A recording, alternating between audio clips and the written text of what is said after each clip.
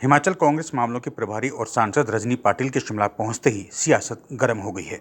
आपको बता दें कि शुक्रवार को रजनी पाटिल ने कैबिनेट मंत्री चंद्र कुमार के संगठन के पैरालाइज बताने वाले बयान पर एमआरआई करने के बाद कहा, मंत्री कुछ भी कहें सब सही नहीं होता। हिमाचल में संगठन पैरालाइज नहीं है, सभी कार्यकर्ता बिल्कुल सक्षम हैं और अपने पैर पर खड़े हैं।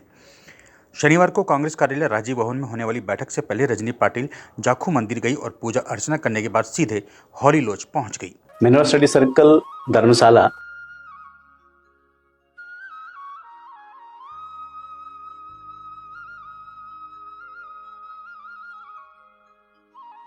हमारा institution NEET, JEE, NDA, CUET इन कॉम्पिटिटिव एग्जाम की कोचिंग प्रोवाइड करने के लिए अपनी ये ब्रांच धर्मशाला में ओपन करने जा रहा है। मिनरल स्टडी सर्कल पिछले 10 सालों से इन्हीं कॉम्पिटिटिव एग्जाम की कोचिंग जो है घुमारवीं में अभी तक प्रोवाइड कर रहा था।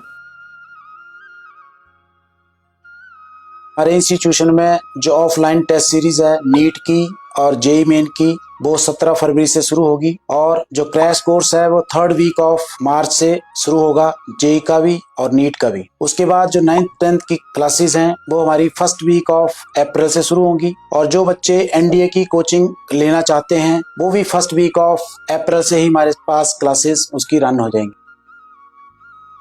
Mineral study circle early bird offer जो है वो बच्चों के लिए निकाल रहा है। ये ऑफर हमारा 28 फरवरी तक रहेगा और इस ऑफर में हम 20% का जो है वो स्कॉलरशिप बच्चों को ट्यूशन फीस में प्रोवाइड करने जा रहे हैं। जहां तक हमारे घुमारवीं सेंटर की बात है, पिछले 10 साल के ट्रैक रिकॉर्ड की बात है तो 350 से ज्यादा बच्चे नीट क्वालिफाई करने के बाद या तो एमबीबीएस कर चुके हैं या एमबीबीएस कर रहे हैं। इसके साथ ही 250 से ज्यादा बच्चे या तो आईआईटी, एनआईटी से या सेंट्रल यूनिवर्सिटी से, दिल्ली यूनिवर्सिटी जैसी यूनिवर्सिटी से या तो बीटेक कर चुके हैं, जॉब कर रहे हैं या अपना एंटरप्राइज चला रहे हैं। इसके साथ साथ एनडीए में हमारे काफी बच्चों का रिटन एग्जामिनेशन क्वालिफाई हुआ था और पिछले साल जेईई क्वालिफाई करने के बाद एक बच्चे का टेक्निकल एंट्री स्कीम के तहत एनडीए में फाइनल सिलेक्शन भी हुआ है। तो ये हमारा अभी तक का ट्रैक रिकॉर्ड है। हम इस ट्रैक रिकॉर्ड को लेके ही यहाँ पे आए हैं और आगे की जो हमारी कार्रवाई होगी इसी ट्रैक रिकॉर्ड के अनुसार होगी और यहाँ से धर्मशाला सेंटर से हम और एक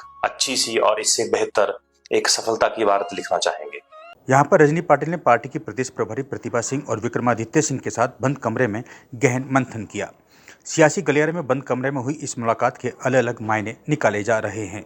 आखिर ऐसी क्या गुफ्तगू थी जो कांग्रेस कार्यालय में होने वाली बैठक से पहले हॉली लॉज में करना जरूरी था। रजनी पाटिल ने कहा, प्रदेश में सिर्फ अध्यक्ष के नीचे की कार्यकारिणी भंग हुई है, इसलिए अध्यक्ष को लेकर अभी कोई आदेश नहीं है। प्रदेश में अभी अध्यक्ष के नीचे की कार्यकारिणी गठित होगी। अध्यक्ष पद को लेकर पार्टी हाईकमान निर्णय लेगा। निर्णय आदेश नहीं हुआ है। प्रेसिडेंट के नीचे की सभी कार्यकारिणी बर्खास्त हुई है तो पहले वो हम कोशिश करेंगे कि वो सब अपनी जगह पे हमारा हाउस रख दिया जाए और सभी district president, taluka president, block president, booth ये सब हम करेंगे और उसके बाद में फिर जैसे भी हमारी लीडरशिप बोलेगी उस तरह से उसका निर्णय लिया जाएगा। इस दौरान रजनी पाटिल ने मुख्यमंत्री सुखेंदु सुक्खू की पीठ थपथपाई। रजनी पाटिल ने कहा, प्रदेश में सरकार अच्छा काम कर रही है, इसलिए सरकार को शाबाशी देना भी जरूरी है। रजनी पाटिल ने सीएम सुक्खू की पीठ थपथपाने को लेकर भी सियासी गलियारे में चर्चाओं का दौर शुरू हो गया है। लोग कहने लगे, रजनी पाटिल ने कहीं हाईकमान के कहने पर तो सीएम सुक्खू की पीठ नहीं थपथपाई। देखिए, ये जो दिल्ली के जो चुनावों के नतीजे रहे हैं वो संतोषजनक नहीं और कांग्रेस ने बड़ी तत्परता से वहाँ चुनाव नहीं लड़ा और जब ठीक चुनावों की घोषणा हो जाती है तब हम अपने कैंडिडेट तैयार करते हैं और किसी के सिर जो है वो टिकट बांध देते हैं कि जाओ आप इसको लड़ो। रूट्स में जब तक हम नहीं होंगे तो चुनाव लड़ने का कोई मतलब नहीं है। इसलिए जो दिल्ली के चुनाव हैं ये बड़ा निराशाजनक हैं और कांग्रेस पार्टी ने बड़ा औदासीन रवैये से वो चुनाव लड़े हैं और जब ही हमारा संगठन नहीं मजबूत होगा ब्लॉक लेवल तक तो कांग्रेस मजबूत नहीं होती। अभी कई दिनों से हमारा संगठन जो है वो पैरालाइज हो गया है और दोबारा चुनाव के लिए ना तो संगठन ने कोई आदेश दिए हैं ना जो है वो दोबारा कमेटियाँ रिकॉन्स्टिट्यूट हुई। तो इन चीज़ों को हमें बड़ी गंभीरता से लेना चाहिए। संगठन और सरकार साथ साथ चलती है। अगर संगठन है तो सरकार है, सरकार ही संगठन के बलबूते के ऊपर जो है वो सत्ता में आती है। तो इन सब चीज़ों को हमें बड़ी गंभीरता से लेना चाहिए। अच्छा फीडबैक है, मुझे भी खुद आश्चर्य हुआ क्योंकि मुझे भी ऐसे ही बताया गया था, वहाँ दिल्ली में ऐसी बताया बातें हो रही थी कि वहाँ पे इकोनॉमिकली हम बिल्कुल डिफंक्ट है, लोग नाराज है, लेकिन ऐसी कोई भी स्थिति नहीं है। एक अच्छी कार्यकारिणी उनको दे दिया जाए और फिर हम एमएलए जो है उनके सबको एक बार कोऑर्डिनेशन की कम है। और हमारे जैसे हम बोलते हैं कि हमारे अंगारे होते हैं, अंगारे के ऊपर रक्षा बैठती है, उनको फूकने की जरूरत है, वो फूकने के लिए मैं यहाँ हूँ और वो मैं काम बखूबी निभाऊंगा। इतना ही नहीं, रजनी पाटिल ने तो यहाँ तक कह दिया कि हिमाचल में अब 5 साल बाद सरकार बदलने का प्रचलन बदल जाएगा। प्रदेश में अगली सरकार भी कांग्रेस की ही आएगी। सूत्रों का कहना है कि हिमाचल की कांग्रेस सरकार ने ऐसा क्या किया जो रिपीट होगी। अब इस मसले पर तो रजनी पाटिल से ज़्यादा प्रदेश की जनता जानती है। अब आपको सुनवाते हैं रजनी पाटिल क्या कह रही हैं। 8 दिन पहले हमारा सभी का 11 लोगों का नियुक्ति कर दिया गया अलग अलग राज्यों में इस इंचार्जेस करके। तो तब हमें बताया गया कि आप जल्दी से जल्दी स्टेट में जाके संगठन को बांधना शुरू करो, और मुझे हिमाचल की जिम्मेदारी दी है तो मैं हिमाचल आ गई कल। 2-3 चीजें मैं आपसे शेयर करना चाहती हूँ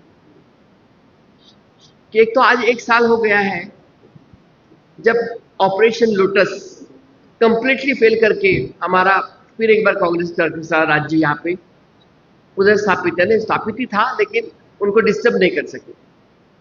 बीजेपी को बहुत घमंड था कि हमने अगर ऑपरेशन लोटस बोल दिया तो बोल दिया, उन्होंने वैसे महाराष्ट्र में भी हमारे कर दिया और लोगों को तोड़ के मरोड़ के फैमिली तोड़ के उन्होंने अपने किसी भी हालत में सत्ता वैसे कामातुराम भयम न लज्जा, वैसे सत्ता तुराम न भयम न लज्जा, उनको कोई भी भय नहीं, कोई भी लज्जा नहीं। और उन्होंने एक एक पार्टी को छोड़ के किसी को pressure, ED, CID, CBI, income tax, सभी यंत्रणाओं को यूज करके उन्होंने पार्टियां छोड़ के हमारी गवर्नमेंट को डिस्टेबलाइज करने की कोशिश की। और उसी के विरोध में आज हमारे नेता राहुल गांधी जी, प्रियंका जी और खड़गे साहब लड़ाई लड़ रहे हैं। राज्यसभा में हमारे साथ सोनिया जी है जिनके नेतृत्व में हम भी लड़ रहे हैं, और आप ही के यहाँ के हिमाचल के नड्डा साहब हमारे राज्यसभा की chairman leader of the house है, लेकिन हम उनके खिलाफ भी लड़ते हैं। इसका कारण ये है कि ये लोगों की वृत्ति जो है उनके साथ हमारी लड़ाई है।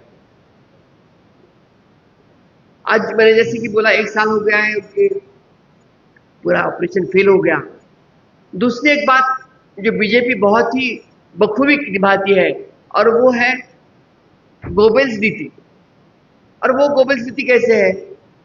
हिमाचल में कुछ नहीं है, हिमाचल में नाराज है, एमएलए नाराज है, मिनिस्टर नाराज है, इस तरह से नैरेटिव सेट करते हैं। जब यहाँ आके मैंने देखा तो सब लोग एक साथ काम कर रहे हैं, सरकार काम अच्छा कर रही है, लेकिन भाग्य की बात ऐसी है, दुर्दैव की बात ऐसी है कि आप लोग भी उसका प्रचार प्रसार कभी करते नहीं है, कभी नाम लेते नहीं है। जो हमारी अच्छी काम है उसके लिए तो कम से कम शाबाशी देनी चाहिए, वो भी हमें मिलती नहीं है। तो हम इसके लिए भी अभी आपसे भी बात करेंगे, आपसे भी सलाह लेंगे। ये दूसरी बात है। और तीसरी बात जो इम्पोर्टेंट है आज के दिन में, वो हमारी जो प्रदेश कार्यकारिणी जो भंग कर दी गई है, वो हमें तुरंत उसको पुनर्गठित करना है।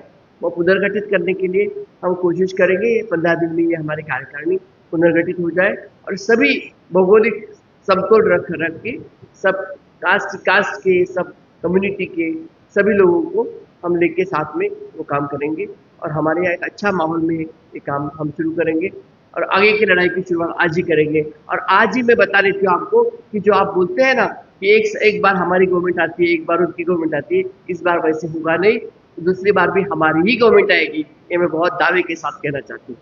धन्यवाद।